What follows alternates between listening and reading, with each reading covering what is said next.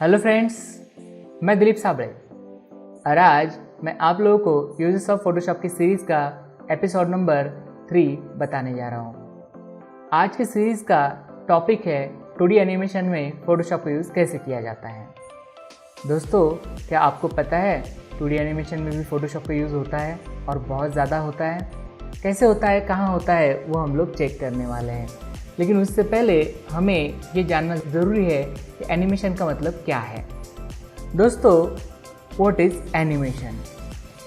Animation, ये जो word है एनिम, इस लैटिन वर्ड से आया हुआ है। एनिम का मतलब होता है बेजान चीज़ों में जान डालना। दोस्तों, इसी से एनिमेशन ये वर्ड तैयार हुआ है। अब हम लोग नेक्स्ट टॉपिक देखते हैं, 2D versus 3D animation. 2D का मतलब क्या होता है और 3D का मतलब क्या होता है। 2D मतलब 2 डायमेंशनल, 3D मतलब 3 डायमेंशनल। 2D और 3D, इसका थोड़ा सा फ़र्क हम लोग सॉफ्टवेयर के अंदर चेक करते हैं। 2D का काम कैसे होता है, 3D का काम कैसे होता है, एक छोटा सा झलक हम लोग उसके कुछ सॉफ्टवेयर के अंदर देखते हैं। 2D के लिए जनरली सॉफ्टवेयर यूज़ होता है फ्लैश। अब लेटेस्ट वर्जन में उसे ही नाम दिया हुआ है एनिमेट। ये है एनिमेट सॉफ्टवेयर। हम लोग यहाँ पर एक रेक्टेंगल ड्रॉ करते हैं। अब हम लोग इसमें चेक करेंगे कि ये 2 डायमेंशनल कैसे है। दोस्तों, इस ऑब्जेक्ट को अगर मैं सेलेक्ट करता हूँ और मूव करता हूँ तो ये ऑब्जेक्ट लेफ़्ट टू राइट मतलब एक्स एक्सिस में मूव हो रहा है, और इसे मैं क्लिक एंड ड्रैग करता हूँ तो ये ऑब्जेक्ट वाई एक्सिस में मूव हो रहा है। मतलब ये ऑब्जेक्ट 2 डायमेंशन में मूव हो रहा है, मतलब 2 एक्सिस में मूव हो रहा है। एक एक्सिस है एक्स और दूसरा है वाई।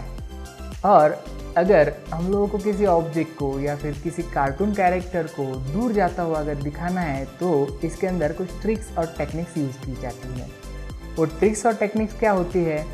अगर सपोज ये हमारा कैरेक्टर है और हमें दिखाना है कि ये कैरेक्टर कैमरा से दूर जा रहा है, तो इसके लिए जनरली कैरेक्टर की थोड़ी सी पोजीशन मूव होगी और इससे हम लोग स्केल डाउन करते हैं। मतलब ये कैरेक्टर कैमरा से दूर जाता हुआ दिखाई देगा। अगर इसी ऑब्जेक्ट को हम लोग स्केल अप करेंगे तो ये ऑब्जेक्ट कैमरा की तरफ पास आ रहा है, ऐसा दिखाई देता है। तो ये कुछ ट्रिक्स टेक्निक्स होती है कि 2D को 3D जैसा थोड़ा सा फील आ जाए, इसलिए ये यूज़ किया जाता है। तो ये हुआ हमारा एनिमेट सॉफ्टवेयर मतलब 2D सॉफ्टवेयर। अब देखते हैं हम लोग 3D क्या है, 3D सॉफ्टवेयर कौन सा है। 3D के लिए कई सारे सॉफ्टवेयर्स यूज़ किए जाते हैं, जैसे माया है, हुडिनी है, 3ds मैक्स है। ऐसे कई सारे सॉफ्टवेयर्स जो कि 3D एनिमेशन के लिए यूज़ किए जाते हैं। अब हम लोग यहाँ पर माया सॉफ्टवेयर के अंदर थोड़ा सा 3D क्या है, 3 डायमेंशन क्या होते हैं, ये समझ लेते हैं। ये हमारा माया सॉफ्टवेयर है और हम लोग यहाँ पर एक क्यूब तैयार करने वाले हैं। अगर यहाँ पर आप लोग ध्यान से देख रहे हो तो इस ऑब्जेक्ट को 3 डायमेंशन दिए गए हैं। ये 3 एक्सिस हमें यहाँ पर मिल रहे हैं। ये है एक्स एक्सिस, जो कि हम लोग लेफ़्ट राइट इसे मूव कर सकते हैं। ये है वाई एक्सिस, जो कि हम लोग हमारे ऑब्जेक्ट को टॉप एंड बॉटम मूव कर सकते हैं। और ये है हमारा जेड एक्सिस, हम लोग हमारे ऑब्जेक्ट को कैमरा के पास या फिर कैमरा से दूर लेके जा सकते हैं। तो और इस ऑब्जेक्ट को हम लोग 360 डिग्री भी देख सकते हैं। तो ये हुआ 3D, 3 dimension, X dimension, Y dimension and Z dimension. तो ये है हमारा 3D का सॉफ्टवेयर, इसे हम लोग कहेंगे 3D। अब हम लोग देखते हैं नेक्स्ट टॉपिक। नेक्स्ट टॉपिक ये है कि 2D एनिमेशन की सीरीज़ कौन से है। कुछ एग्जांपल्स मैं आप लोगों को बताता हूँ ताकि आप लोगों को अच्छे से समझ में आ जाए। छोटा भीम आप लोगों ने देखा होगा, निंजा हथौड़ी ये भी शायद आप लोगों ने देखा होगा, शिनचैन, ये कुछ कार्टून के एग्जांपल्स मैंने अपने स्क्रीन पे दिए हुए हैं। ये 2D एनिमेशन की सीरीज़ है। इसके अलावा 2D एनिमेशन में कई सारे फिल्में भी बने हैं, जैसे कृष्ण और कंस, ये एक बेस्ट फिल्म है, इसे 2D एनिमेशन के लिए ऑस्कर अवार्ड भी मिल चुका है। देन हनुमान, ऐसे कई सारे 2D एनिमेशन के फिल्म्स आज की डेट में अवेलेबल है जो कि फ्लैश जैसे सॉफ्टवेयर में बने हुए हैं, मतलब आज का एनिमेट सॉफ्टवेयर। अब दोस्तों हम लोग यहाँ पर देखते हैं 2D एनिमेशन की पाइपलाइन क्या है, ये जानना बहुत ज़रूरी है। आज का टॉपिक अगर आप लोगों को समझना है तो 2D एनिमेशन की पाइपलाइन आप लोगों को जानना बहुत ज़रूरी है, ताकि आप लोगों को आसानी से समझ में आ जाए कि 2D एनिमेशन में फ़ोटोशॉप का यूज़ कहाँ और कैसे होता है। दोस्तों 2D एनिमेशन के लिए प्रोडक्शन के 3 पाइपलाइन से गुजरना पड़ता है। इसमें पाइपलाइन के अंदर पहला पार्ट आता है प्री प्रोडक्शन का, फिर आता है प्रोडक्शन का, देन आता है पोस्ट प्रोडक्शन का। प्री प्रोडक्शन में भी कई सारे सब डिपार्टमेंट्स होते हैं और कई सारे काम होते हैं, कई सारी प्रोसेस होती है। इसमें सबसे पहले आता है स्टोरी। किसी भी सीरीज़ के लिए, किसी भी फिल्म के लिए स्टोरी होना बहुत ज़रूरी है। स्टोरी के बाद डायलॉग्स और स्क्रिप्ट राइटिंग ये सब आता है। देन कैरेक्टर डिज़ाइन, ये भी प्री प्रोडक्शन का ही एक पार्ट है। कैरेक्टर डिज़ाइन भी फ़ोटोशॉप में किया जाता है। मैं कुछ एग्जांपल्स आप लोगों को बताता हूँ। दोस्तों ये कुछ कैरेक्टर्स जो है फ़ोटोशॉप में डिज़ाइन किए हुए हैं, ये कैरेक्टर। अब 2D एनिमेशन में कैरेक्टर स्केच किए जाते हैं पेन टैब के माध्यम से। एक डिजिटल पेन होता है, जैसे हम लोग अपने कॉपी पे राइट डाउन करते हैं, वैसे ही फ़ोटोशॉप के अंदर हम लोग एक डिजिटल पेन से यहाँ पर कैरेक्टर डिज़ाइन कर सकते हैं। फ़ोटोशॉप के अंदर कैरेक्टर डिज़ाइन होने के बाद उसे इलस्ट्रेटर में लिया जाता है, उसे प्रॉपर इलस्ट्रेट किया जाता है, मतलब ट्रेस किया जाता है। उसके बाद 2D एनिमेशन के फ्लैश या फिर टून बूम हारमोनी जैसे सॉफ्टवेयर के अंदर उस कैरेक्टर को लेके एनिमेट किया जाता है।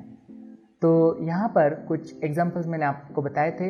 एक मैं फिल्म बताता हूँ कि इन्होंने कैरेक्टर डिज़ाइन करके 2D इलस्ट्रेटर में कैसे लिया हुआ है।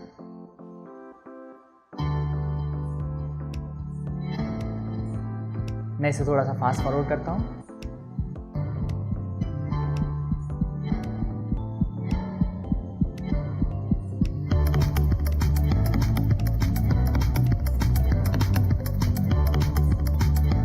ये फोटोशॉप में कैरेक्टर ड्रॉ किया जा रहा है यहाँ पर।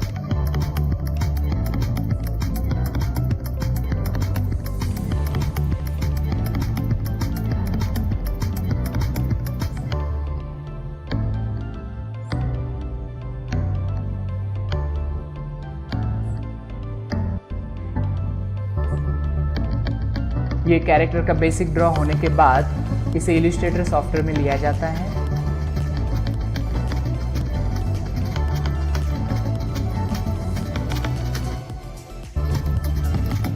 और इलस्ट्रेटर सॉफ्टवेयर में इसे प्रॉपरली ट्रेस किया जाता है, वेक्टर में कन्वर्ट किया जाता है।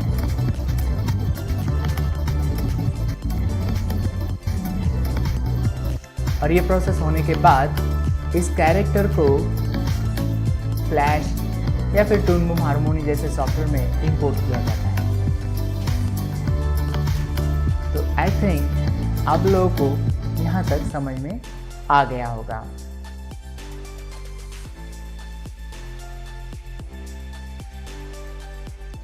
प्री प्रोडक्शन के अंदर इसके बाद आता है digital story board and digital story board. अब ये स्टोरी बोर्ड क्या है, डिजिटल स्टोरी बोर्ड क्या है, कुछ एग्जांपल से हम लोग समझ लेते हैं। देखो दोस्तों, यहाँ पर डिजिटल स्टोरी बोर्ड और स्टोरी बोर्ड ऐसे 2 फोल्डर किए हुए हैं। हम लोग पहले स्टोरी बोर्ड समझ लेते हैं। आप लोगों ने बचपन में कॉमिक्स पढ़े होंगे, या फिर आप लोग बच्चे हो तो कॉमिक्स पढ़ रहे होंगे, है ना। तो कॉमिक्स में जैसे हर स्टोरी के हिसाब से कैरेक्टर डिज़ाइन, पूरा एक इमेज तैयार किया जाता है, उसी टाइप से स्टोरी बोर्ड में भी कैरेक्टर ड्रॉ किए जाते हैं, स्केच किया जाता है, पूरा सिनेरियो दिखाया जाता है, कैमरा एंगल क्या है, जूम शॉट है क्या, कैरेक्टर कहाँ बात करने वाला है, कौन सा डायलॉग बोलने वाला है, ये सारा डिटेल स्टोरी बोर्ड के अंदर दिया जाता है। ये किसी भी 2D एनिमेशन का, वो कार्टून सीरीज़ हो या फिल्म हो, इसके लिए एक प्रॉपर लेआउट तैयार किया जाता है, एक प्रॉपर स्ट्रक्चर तैयार किया जाता है। और ये बहुत इम्पोर्टेंट होता है अगर हमारा स्टोरी बोर्ड परफेक्ट रहा तो हमारा एनिमेशन भी परफेक्ट आ जाता है। तो ये एक एग्जांपल है स्टोरी बोर्ड का, ये एक एग्जांपल है। ये स्केच देखने के बाद ही हमें स्टोरी का पूरा पता चल जाता है। ये भी है कुछ छोटे छोटे स्केचेस किए हुए। ये स्केच हम लोग पेंसिल और पेपर से भी ड्रॉ करके बना सकते हैं, या फिर फोटोशॉप में भी इसे स्केच किया जा सकता है। पेन टैब की मदद से इसे फोटोशॉप में स्केच किया जाता है। अब हम लोग देखते हैं डिजिटल स्टोरी बोर्ड। इसके लिए फोटोशॉप की ज़रूरत होती है। जैसे ये है, इसके अंदर पूरी तरह से फोटोशॉप यूज़ किया गया है ये स्टोरी बोर्ड बनाने के लिए। ये और ऐसे तो कई सारे फिल्म में VFX की मूवी में भी डिजिटल स्टोरी बोर्ड तैयार किया जाता है। 3D एनिमेशन की मूवी में भी या फिर 3D एनिमेशन के एपिसोड के अंदर भी डिजिटल स्टोरी बोर्ड तैयार किया जाता है। तो दोस्तों, आई थिंक आप लोगों को स्टोरी बोर्ड क्या है ये पता चल गया होगा। इसके बाद प्री प्रोडक्शन के अंदर आता है एनिमेटिक्स। स्टोरी बोर्ड को ही लेके उसे एनिमेट किया जाता है फ्लैश और आफ्टर इफेक्ट जैसे सॉफ्टवेयर के अंदर। मतलब सीन टू सीन सिनेरियो कैसे दिखने वाला है, कैमरा कैसे पैन होने वाला है, कैरेक्टर कहाँ से कहाँ एंटर होने वाला है, कैरेक्टर की पोजीशन क्या होने वाली है, कैसे खड़े रहेगा, उसकी मूवमेंट कैसी होगी, ये सब कुछ हमें एनिमेटिक्स में प्रॉपर दिया जाता है। इसके बाद होता है 2D एनिमेशन का काम। इसके बाद आता है प्री प्रोडक्शन के अंदर बीजी लेआउट। बैकग्राउंड लेआउट भी बहुत इंपॉर्टेंट होता है। जैसे अगर हम लोग कोई सीरीज़ बना रहे हैं, कोई जंगल की सीरीज़ हम लोग बना रहे हैं, तो जंगल का लेआउट कैसे होना चाहिए। किसी स्कूल का अगर हम लोग सीरीज़ बना रहे हैं तो स्कूल का बीजी कैसे होना चाहिए,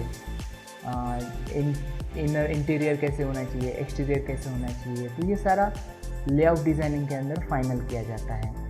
अगर कोई कैरेक्टर डिस्कस कर रहे हैं तो फर्स्ट कैरेक्टर के पीछे का बैकग्राउंड क्या होना चाहिए, सेकंड कैरेक्टर के पीछे का बैकग्राउंड क्या होना चाहिए, ये सब पूरा डिटेल दिया जाता है बीजी लेआउट के अंदर। इसके भी कुछ एग्जांपल्स मैं आप लोगों को बताता हूँ। ये एक बीजी लेआउट का दिया हुआ इमेज है। ये भी एक बीजी लेआउट का इंटीरियर का लेआउट का इमेज है। मतलब एक तरह से प्रॉपर स्केच किया जाता है बैकग्राउंड किस पर्सपेक्टिव से देखा जाने वाला है, आई लेवल क्या है, बैकग्राउंड का सिनारियो क्या है, ये सारी चीज़ें बीजी लेआउट के अंदर दिखाई जाती हैं। ये भी कुछ बीजी लेआउट के एग्जांपल हैं। ये एक जंगल का सीन है। ऐसे बीजी लेआउट बनाए जाते हैं। इसके बाद आती है बीजी डिज़ाइन की, बैकग्राउंड डिज़ाइन की। बैकग्राउंड डिज़ाइन भी फोटोशॉप में किया जाता है। मतलब प्री प्रोडक्शन का अंदर character design, digital story board and story board, BG layout and BG design, ये कुछ काम होते हैं जो फोटोशॉप के सिवा नहीं बनते। इसमें फोटोशॉप यूज़ किया ही जाता है। कुछ मैं बैकग्राउंड के एग्जांपल्स बताता हूँ।